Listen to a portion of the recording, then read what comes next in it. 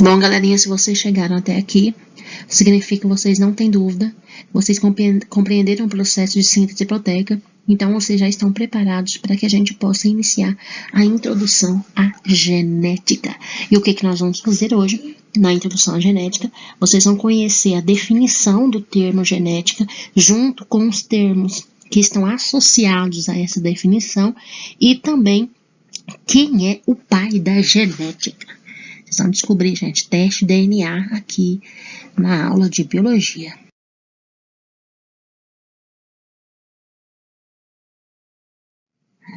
Vamos lá, brava gente brasileira. Definição: genética é a área da ciência que estuda a hereditariedade e os mecanismos de transmissão de características de geração em geração. A genética, gente, é aquilo que dá vida, sabe? É aquilo que permite nós compreendermos os mecanismos que geram a vida. Quais são as características e como elas são repassadas? Qual a influência dessas características? Quais características podem ou não serem repassadas de uma geração para outra e realmente ter um impacto significativo na vida das próximas gerações? O que é bom, o que é ruim? Quantas possibilidades há em estudar genética? O que nós podemos compreender estudando genética? Nós podemos compreender a nós mesmos e podemos compreender os mecanismos de transmissão de características hereditárias de outros organismos vivos. É simplesmente fantástico. Quando eu defini para vocês genética, eu grifei dois termos, hereditariedade e genes. Como é a definição, então, de hereditariedade? No processo de reprodução, seja ela assexuada ou sexuada, as características do indivíduo, da célula-mãe, do organismo que deu origem a esse novo componente, a esse novo indivíduo, ele vai ter as características, ou parte das características, herdadas daquele que lhe deu origem. Esse mecanismo de receber e passar informações genéticas através do processo de reprodução é chamado de hereditariedade. E é através desse processo que a genética acontece. Pessoal, outro termo que eu gravei lá, que eu grifei lá no início, é gene. Quando nós falamos de hereditariedade, nós também falamos de gene. Por quê? Toda célula, seja ela eucariótica ou procariótica, dentro do cromossomo, digamos assim, nós temos o DNA juntinho, as fitas de DNA. O cromossomo nada mais é do que o DNA bem juntinho, que a gente chama de condensado. E cada parte do DNA é formado por genes. Esse sequenciamento genético, especificado pelos genes, é que vai determinar que tipo de proteína deve ser formada lá na síntese proteica. Lembra? Por isso que é importante vocês saberem o que é a síntese de proteínas. Todas as nossas características serão determinadas por um par de genes. E esses genes, eles só poderão identificar que características serão formadas se eles tiverem um código para a formação de novas proteínas, ok? Genes está associado, então, à hereditariedade e que está ligado à genética. Você lembra que eu falei para vocês que eu ia dizer quem era o pai da genética? Pois é, tá aí ele, esse simpático senhor chamado Gregor Mendel. Gregor Mendel, ele foi quem desenvolveu as bases da genética moderna. Sem ele, nenhum dos conhecimentos que nós temos hoje seria possível. É lógico que vieram outros estudiosos após ele, mas ele que começou tudo, ele é o culpado. Monge austríaco, estudioso, biólogo, botânico, Ele participou na época, mais ou menos em 1860, ele participou de vários estudos relacionados à evolução, relacionados à descoberta científicas. Então, apesar dos seus estudos só terem sido levados em consideração 100 anos depois dele ter apresentado esses estudos à comunidade científica da época, hoje sim ele tem o título que merece, que é pai da genética. E o que ele fez para merecer isso é o que nós vamos ver a seguir. Gente, Mendel, ele era um cara curioso, né? Ele era um homem curioso, um estudioso. E como todo bom cientista, ele era um grande observador. E ele tentou, no mosteiro onde ele dedicava-se a orações, a estudos e a leituras, ele começou a observar o comportamento e a diversidade das ervilhas. E foi graças à diversidade dessas ervilhas que ele decidiu começar a estudar, a verificar como acontece o processo de transmissão de características das ervilhas. Olha só, Gregor Mendel ele já tinha começado a estudar um pouquinho a respeito da questão da hereditariedade, que ele era muito curioso realmente. Só que ele percebeu que as ervilhas eram muito mais fáceis. Para vocês terem ideia, ele tinha começado a estudar essa questão da hereditariedade com camundongos. Era um pouquinho complicado, né? Ele não gostou muito de trabalhar com os camundongos, então ele partiu, graças a Deus, para as ervilhas. Por que ele fez isso? Primeiro, era fácil de cultivar.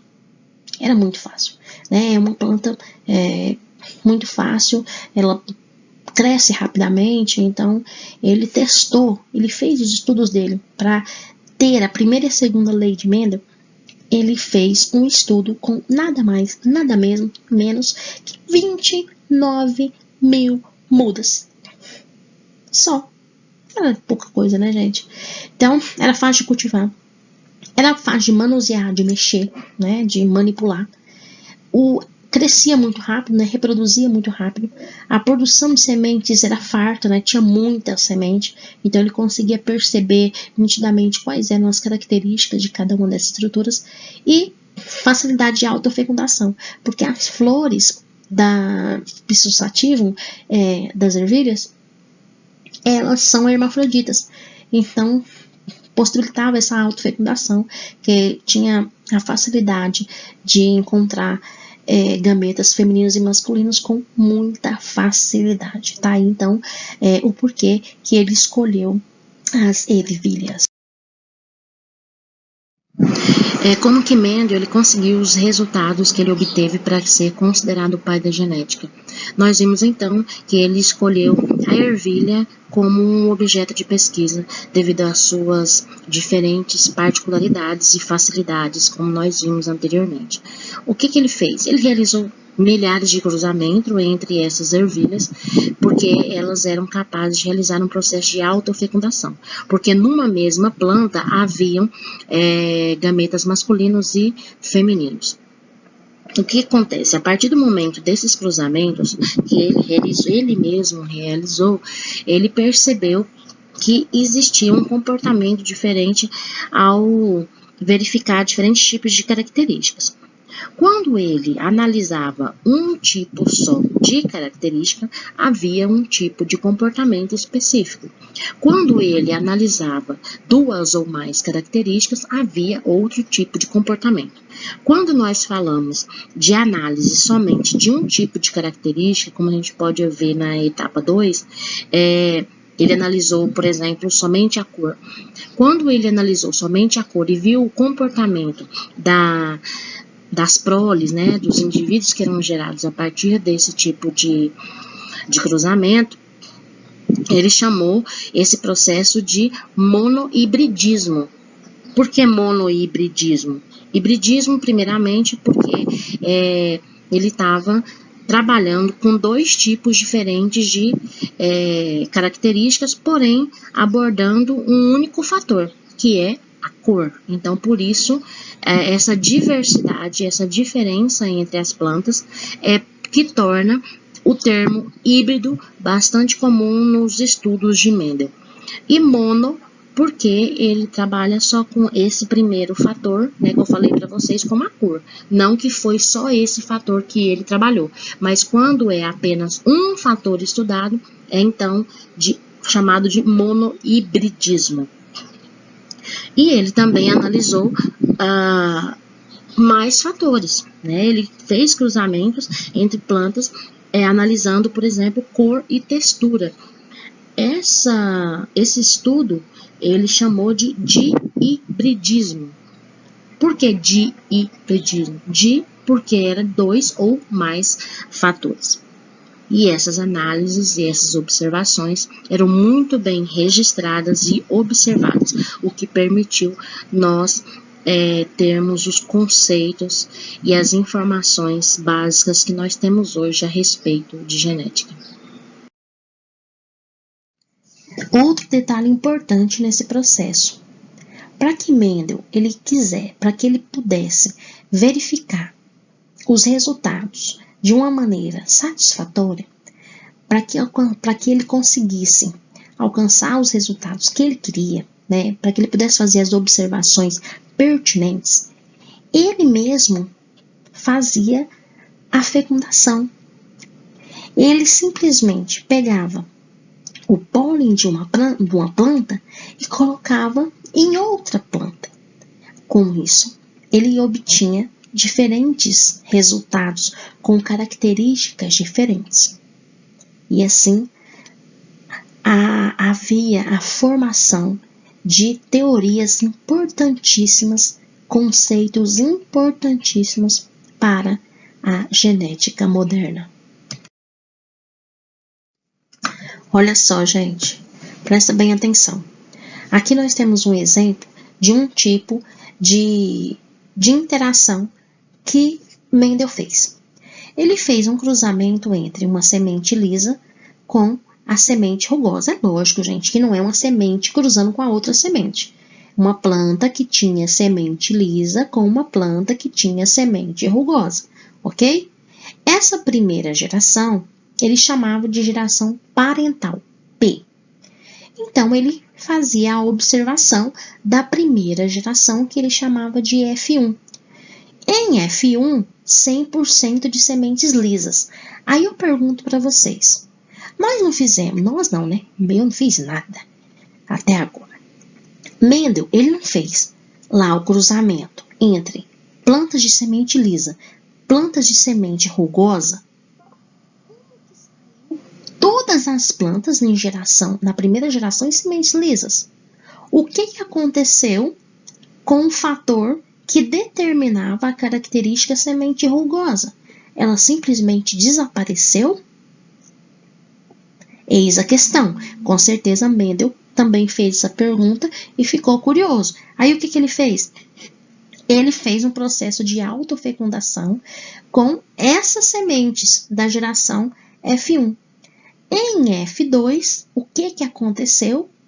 Apareceu a semente rugosa, ou seja, mesmo que na primeira geração do cruzamento entre plantas de semente lisa e semente rugosa, tendo obtido plantas de semente lisas, essas sementes lisas, de alguma forma, que ele não sabia qual era, existia ali naquela planta fatores que tinham características tanto da semente lisa quanto para a semente rugosa, que apareceram na segunda geração. Na segunda geração, apareceu 75% de sementes lisas e 20% de sementes rugosas. Olha que interessante. A partir disso, ele começou a fazer vários outros cruzamentos, milhares de cruzamentos, e chegou à seguinte conclusão.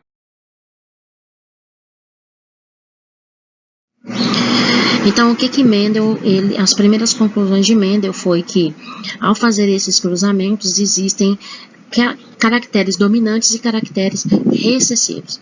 Os caracteres recessivos são aqueles que, para aparecer no indivíduo, no organismo, após o cruzamento, ele precisa aparecer 2 vezes.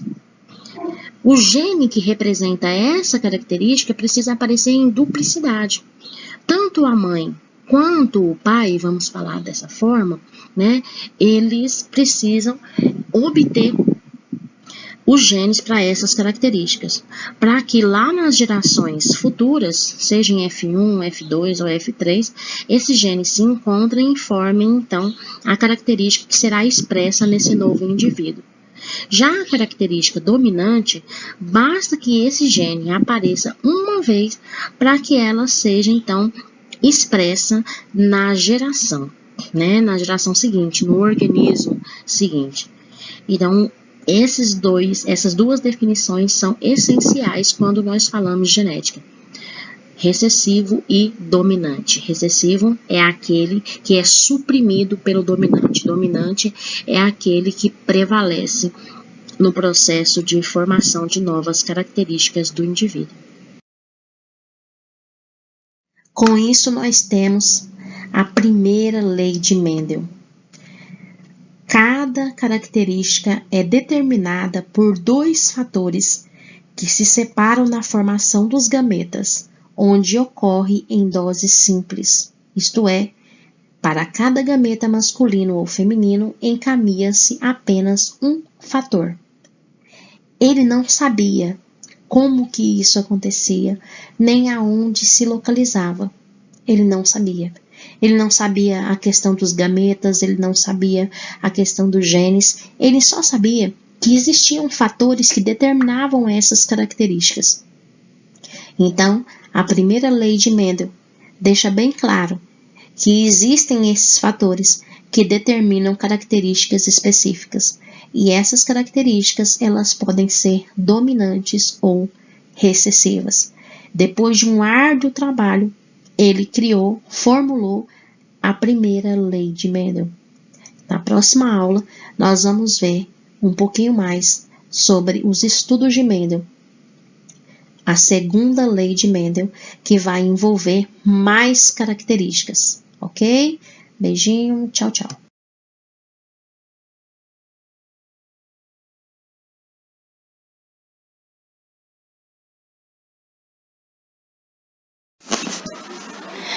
Pessoal, eu quero que vocês, né, ao final desse vídeo, vocês façam um resuminho, tá, dessa aula e mandem foto para mim. O que tem que ter nesse resumo? Eu quero que vocês coloquem os conceitos de gene, de hereditariedade, de genética, né, que são essenciais, e o estudo de Mendel, né, por que ele escolheu as ervilhas. Eu não quero cópia do slide, eu quero que você mesmo faça a sua síntese contendo esses principais pontos e finaliza com a primeira lei de Mendel, ok? Estou aguardando. Hoje, tá? Hoje, foto desse resuminho com os pontos que eu falei para vocês.